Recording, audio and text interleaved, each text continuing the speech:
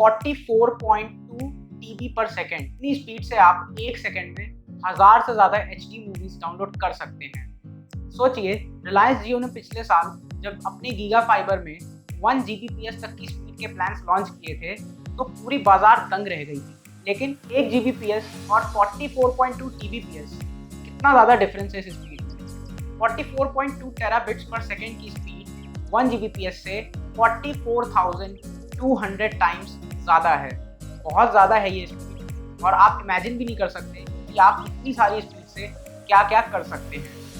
तो चलिए देखते हैं क्या फ्यूचर में ऐसी स्पीड्स हम लोग नॉर्मली यूज़ कर सकते होंगे। आइए जानते हैं इस वीडियो में कि कैसे इतनी हाई स्पीड हासिल की गई इंटरनेट की, और क्या थी इसकी टेक्निकल डिटेल्स, और कैसे ये हुआ। तो हे गाइस, मेरा नाम है अभिषेक, आप देख रहे हैं टेक टू द कोर। ऐसे ही वीडियोस के लिए मेरे चैनल को सब्सक्राइब कीजिए। तो बिना किसी देरी के इस वीडियो को शुरू करते हैं। Let's get started.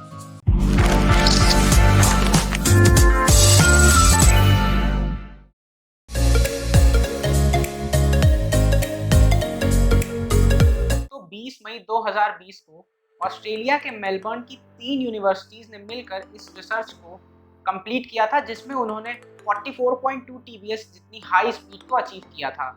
इस एक्सपेरिमेंट की सबसे खास बात यह है कि आमतौर पर ऐसे एक्सपेरिमेंट्स एक छोटी सी लैब में टेस्ट किए जाते हैं और बहुत ज़्यादा डिस्टेंस पे इतने हाई स्पीड ट्रांसमिशन को नहीं फैसिलिटेट किया जाता है। लेकिन इस एक्सपेरिमेंट में इन्होंने जो already existing network communication system है उसी पे इतनी ज़्यादा हाई स्पीड को अचीव किया था। इसके लिए 76.6 किलोमीटर के डार्क ऑप्टिकल फाइबर केबल्स को बिछाया गया था RMIT यूनिवर्सिटी के मेलबर्न कैंपस से लेकर मोनाश यूनिवर्सिटी के क्लेटन कैंपस के बीच। इस अलग तरीके के ऑप्टिकल फाइबर केबल्स को यूनिवर्सिटीज़ ने डार्क ऑप्टिकल फाइबर का नाम दिया है। इस सेटअप को ऑस्ट्रेलिया के एकेडमिक रिसर्च नेटवर्क टीम ने बिछाया था। इस पूरे एक्सपेरिमेंट के लिए मोनाश, स्विनबर्न और RMIT यूनिवर्सिटी ने एक नया डिवाइस बनाया था, जिसमें 80 लेजर लाइट्स का एक जो बीम था उस सबको एक ही डिवाइस में कन्वर्ट करके उसके बाद उस डिवाइस से डेटा को ट्रांसमिट किया गया। जनरली एक लेजर लाइट एक पूरे कम्युनिकेशन सिस्टम को फीड करती है, जबकि इस सिस्टम में उसी तरीके की 80 लेजर्स से एक ही सिस्टम को कम्युनिकेट किया गया। इस नए डिवाइस को साइंटिस्ट ने नाम दिया है माइक्रोकोम्ब चिप टेक्नोलॉजी का। इसका मतलब ये है कि जैसे कोम्स में आप देखते हो कि बहुत पतले पतले से उसके टीथ होते हैं, वैसे ही इन्होंने कई सारी लेजर्स को मिला के ऐसे छोटे छोटे कोम्स बना के इस नेटवर्क में डेटा को लगातार ट्रांसमिट किया इतनी हाई स्पीड से। ये माइक्रोकोम चिप स्ट्रक्चर अभी तक के जितने भी हमारे इंटरनेट के कम्युनिकेशन डिवाइसेस हैं, चाहे वो ऑप्टिकल फाइबर्स के खुद के केबल्स हो या पुराने तरीके के डायल अप कनेक्शन के केबल्स हो, इन सारे ही टेक्नोलॉजी से बहुत ज़्यादा हल्का और बहुत ज़्यादा छोटा है साइज। इस नेटवर्क का हर एक लेजर एक अपने आप में पूरे कंबाइंड कम्युनिकेशन चैनल के बराबर है। मतलब कि अगर मैं अपने एक सर्वर से एक पूरे ऑफिस को नेटवर्क में इस्टेब्लिश कर दूं, या किसी एक पूरे कॉलेज को मैं एक ही नेटवर्क से इस्टेब्लिश कर दूं, तो उस तरीके का नेटवर्क हो सकता है एक माइक्रोकोम चिप। अब सवाल ये है कि इतनी हाई स्पीड अभी तो 2 ही पॉइंट्स के बीच में टेस्ट हुई है, तो साइंटिस्ट का कहना है कि इतनी हाई स्पीड से एक साथ कम से कम 1.8 मिलियन लोग तक इस पूरी स्पीड का मजा ले सकते हैं। तो ये तो हो गई बात टेक्निकलिटीज की और कैसे साइंटिस्ट ने इतनी हाई स्पीड को अचीव किया था। लेकिन बड़ा सवाल ये है कि क्या है इसका फ्यूचर और कितने सालों में हमें इतनी हाई स्पीड्स देखने को मिल सकती हैं। आइए डिस्कस करते हैं।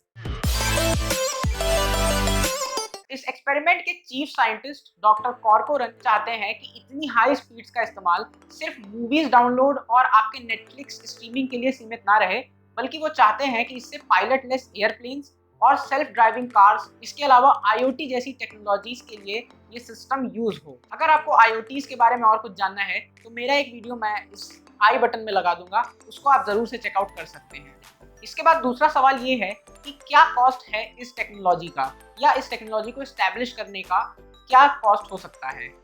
तो इसका जवाब है कि क्योंकि ये सिस्टम पुराने ही ऑलरेडी एग्जिस्टिंग सिस्टम्स पे बेस्ड है, उसी पे इसको इंस्टॉल किया गया था, तो ये बहुत ज़्यादा महंगा नहीं होगा। बट हाँ, अभी भी ये कॉमर्शियली यूज के लिए वायबल नहीं है। इस टेक्नोलॉजी को यूज करने के लिए हमें पुराने सिस्टम को पूरी तरह चेंज करने की बिल्कुल भी जरूरत नहीं पड़ेगी। हम लोग एग्जिस्टिंग इंफ्रास्ट्रक्चर पे ही इतनी हाई स्पीड्स का मजा ले सकते हैं। तो अब बात रही कि कितना टाइम लगेगा इतनी स्पीड को कॉमर्शियली यूज में आने के लिए।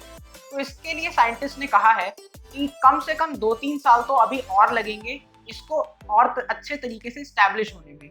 यानी कि 2-3 साल तो अभी रिसर्च में ही इसके निकल जाने वाले हैं। इसका मतलब ये है कि कम से कम 7 से 8 साल तक अभी तो ये पब्लिक के लिए स्पीड आना मुश्किल है। और कितनी भी इसमें रिसर्च हो जाए, मुझे नहीं लगता कि एटलीस्ट 5-6 साल से पहले ऐसी स्पीड हम लोग अभी इंजॉय कर सकते हैं।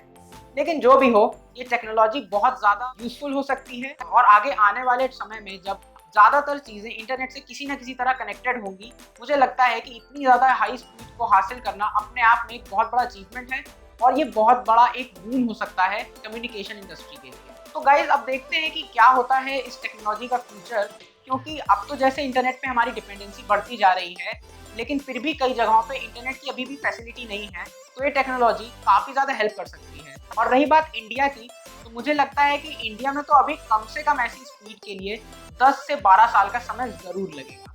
देखते हैं कौन सी कंपनी है जो इस स्पीड को जल्द से जल्द इंडिया में भी ला पाएगी। तो फ्रेंड्स, इतना ही था इस वीडियो में। मुझे उम्मीद है कि आपको ये वीडियो बहुत पसंद आई होगी। आपने अगर इस वीडियो को एंजॉय किया हो तो इसे ज़रूर लाइक कर देना, शेयर कर देना इसे अपने फैमिली और फ्रेंड्स में। चैनल को सब्सक्राइब करे बिना यहाँ से मत जाना और हाँ, नोटिफिकेशन बेल भी ज़रूर दबा देना। मैं मिलता हूँ आपसे अगली वीडियो में, तब तक के लिए गुड बाय।